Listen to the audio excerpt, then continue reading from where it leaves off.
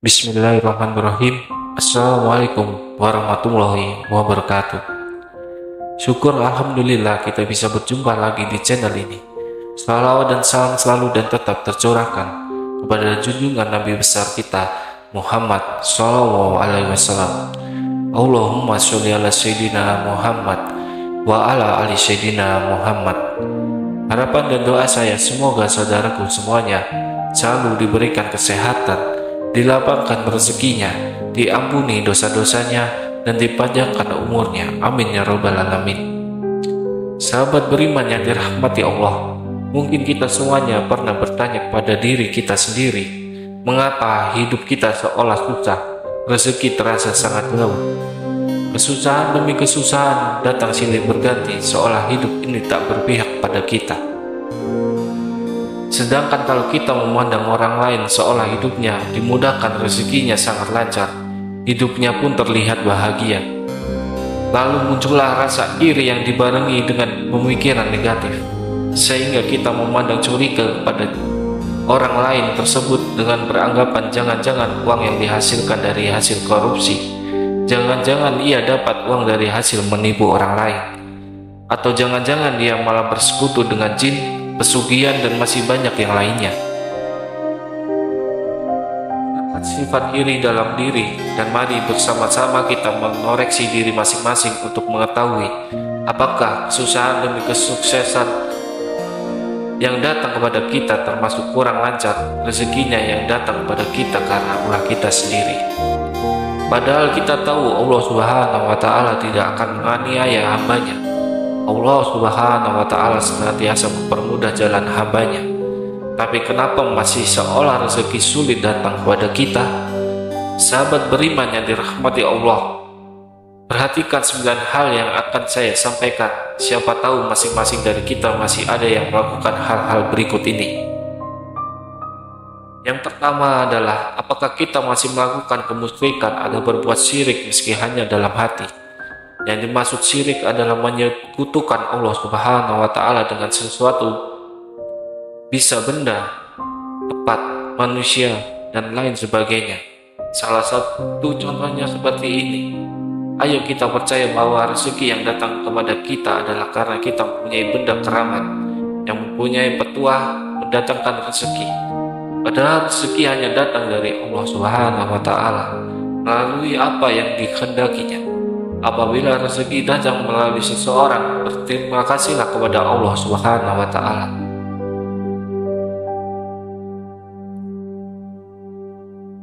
Dan bersyukurlah kita dipertemukan oleh Allah Subhanahu wa Ta'ala dengan orang tersebut. Dan bukan beranggapan yang memberikan rezeki adalah si fulan, kalau tidak karena si fulan saya tidak bisa apa-apa. Jadi jangan seolah-olah memuja-muja si fulan yang mampu memberikan rezeki kepada kita semuanya. Berterima kasihlah, boleh-boleh saja, tapi asal tidak terlalu berlebihan. Yang kedua, memperhatikan sholat kita. Misalnya sekarang kita hanya mengerjakan sholat 3 waktu, mulailah melengkapi menjadi 5 waktu. Misalkan masih malas, paling tidak tambah 1 waktu, kemudian di hari berikutnya tambah 1 waktu lagi. Dan jika sudah lengkap 5 waktu, pertahankan dengan cara bersegeralah menunaikan kewajiban saat terdengar panggilan azan. Dan untuk menunda, karena disinilah awal sholat kita akan kembali seperti semula. Luangkan waktu hanya 10 menit untuk menunaikan ibadah sholat, karena waktu luang kita semuanya lebih panjang dibandingkan mengerjakan sholat yang hanya butuh waktu kurang lebih 10 menit saja. Lalu yang ketiga, hindari sebisa mungkin menyakiti hati orang tua kita. Apabila kita pernah berbuat salah mengucapkan perkataan yang menyakiti orang tua, mulailah sekarang bangunlah dan meminta maaf kepada orang tua kita. Karena ridho Allah Subhanahu wa Ta'ala pada ridho orang tua itu pun juga. Lalu bagaimana kalau orang tua kita sudah meninggal sedangkan kita pernah menyakiti hatinya dan belum sempat meminta maaf? Paling tidak doakanlah mereka dengan doa yang baik dan meminta maaflah kepada Allah Subhanahu wa Ta'ala, karena sesungguhnya Allah Subhanahu wa Ta'ala Maha belas kasih kepada hambanya. Yang keempat adalah, apakah kita memakan harta yang bukan hak kita? Dalam hal ini sangat luas penjelasannya, namun saya contohkan kepada Anda sekalian yang mudah saja. Dari setiap rezeki atau kekayaan yang kita dapat, ada hak dari fakir miskin termasuk anak yatim piatu. Yakini 2,5%. Untuk itu kita sisihkan bagian yang memang menjadi hak mereka dari penghasilan yang kita berikan.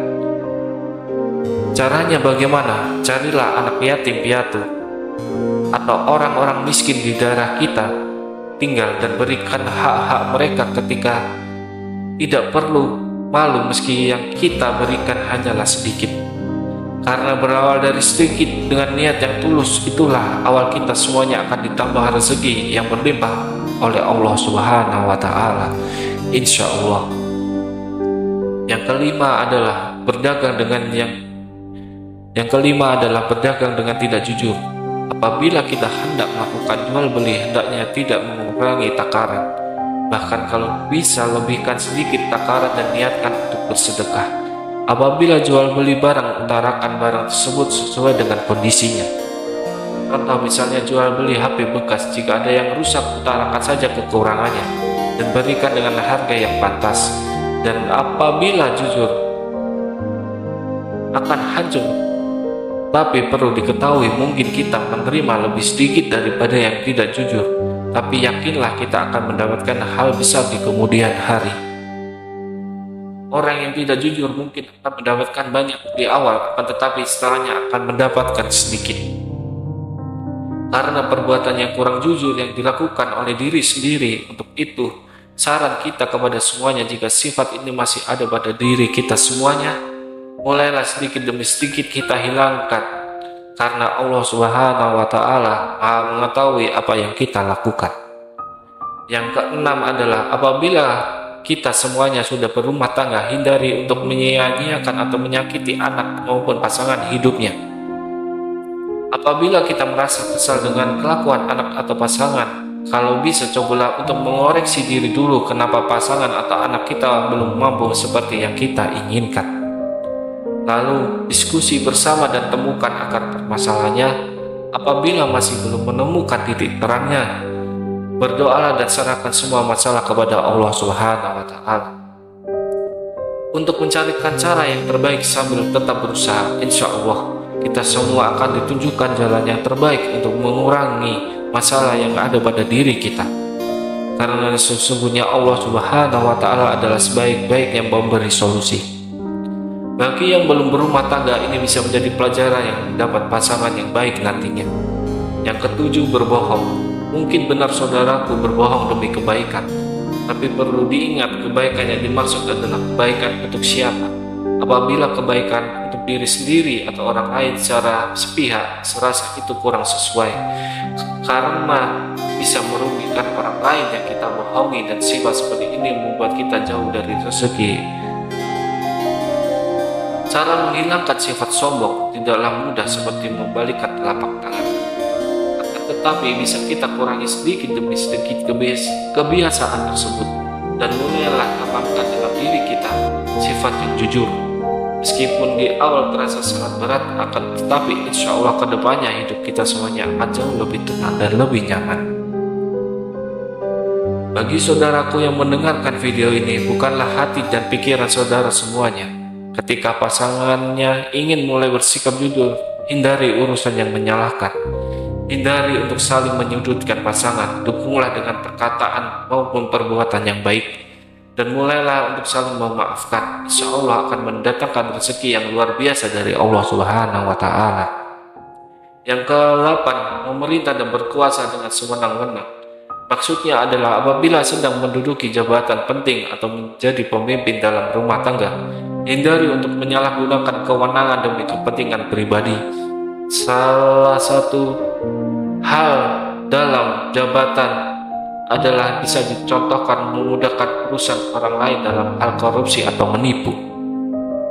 Seperti yang sudah saya katakan di awal, mungkin akan mendapatkan harta kekayaan yang banyak, akan tetapi pada akhirnya akan menyebabkan banyak masalah, baik dalam rumah tangga maupun dalam hal kesehatan. Dan bagi para pemimpin rumah tangga, hindari menyalahgunakan kewenangan dalam keluarga. Misalnya adalah menjadikan pasangan atau anak layaknya pembantu rumah tangga. Perlu diketahui pasangan maupun anak adalah partner dalam mengarungi samudera kehidupan kita. Untuk itu, libatkanlah mereka dalam memberikan pendapat selama pendapat itu baik dan tidak merugikan. Penyebab rezeki kurang lancar yang terakhir adalah pelit dalam mengeluarkan zakat atau bersedekah. Sifat ini bisa memicu kerezekian kita semuanya menjadi sulit. Di dalam hal ini saya mengatakan hukum alam itu berlaku.